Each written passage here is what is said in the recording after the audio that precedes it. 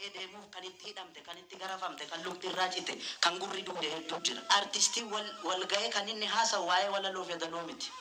Waan na deemaa jiru kan akkamitti ilaalla, akkam goona, akkuma goobanaan saamame sanatti saamamamnoo, saamamne immoo kan duubatti immoo garagallee boonyamoo, waa'ee roorroodhuma iyyaa oollamoo, akkam ta'uudha qaba. Uummanni keenya nu qaba waan ta'eef warri siyaasa Oromoo oofan amma argitaniitu yaaddoo guddaan qaba isa dhugaa rabbiin isinitti himu. Maqaa qabsoo Oromootiin yeroo ammaan kanatti gara paartilee 14tu jira. Dhaabbileen kun dhugaatti gadi fagaatanii dhaabbataniiru moo? Hirkisaan kabaan taatu dhaaba ololaan diigamu gaafa ololli ololame dhaabni tokko bakka 3-4tti cicciree sagalee Oromoo cicciruudha moo? Akkam. Kana dhaabbadhu kan jechuun ni danda'u artistiin. Artistiin ennaa kam yoo wal ijaare. Amma wal ijaaruudhaaf nu hidhuu danda'u, biyyaa nu baasuu danda'u, nu ajjeesuu danda'u, inni sadarkaan sun darbeera. Galanni dhiiga ilmaan Oromoof haa ta'u warra wareegamaniif. Gatii isaan lubbuutti kaffalan kanarratti dhaabbanne wanti nu eeggatu gara fuulduraatti waan guddaan kana waan ta'eef nu ilaallata. Nu ilaallata. Bilisa taane nu waamanii walgahii irratti nu sirbisiisuu qofa miti.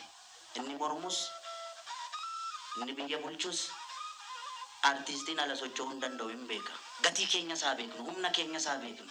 Maa mataa nu naannessu? Mataa naannessuudha qabna nuti.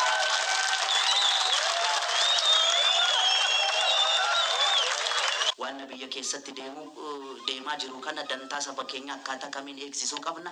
Dhaloonni kun ispeeshaalii dhaloonni qubee kun misunderstanding guddaan akka itti hin uumamne warra biyya geggeessanis haa ta'u warra maqaa qabsoo Oromootiin qabsaan kana saanduchii taanee guddanne dhaaba lama jidduutti akkasitti ormi nu cuuffachaa baate. Abaawoon asii nu dheebaa, oppiidiyoon asii nu dhiibaa. Yoo biyya keessatti itti taate oppiidiyoon ati jedhamta karaa abaawootiin. Yoo waan Oromoo akka malee dhaadheessite oppiidiyoon abaawoo ta'uun oolu meeqati dhaatti kana wallaaltanii kun fagoo miti bardeen gadda. Akka kun hin taanetti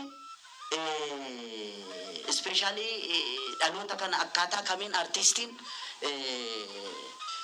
isarraa roorroo dhowwuu danda'a. Biyyattii kana keessatti akka qobaatti hin baane bu'aa nuti finne kanaan akka ormi hin fayyadamne maal gochuudha qabna.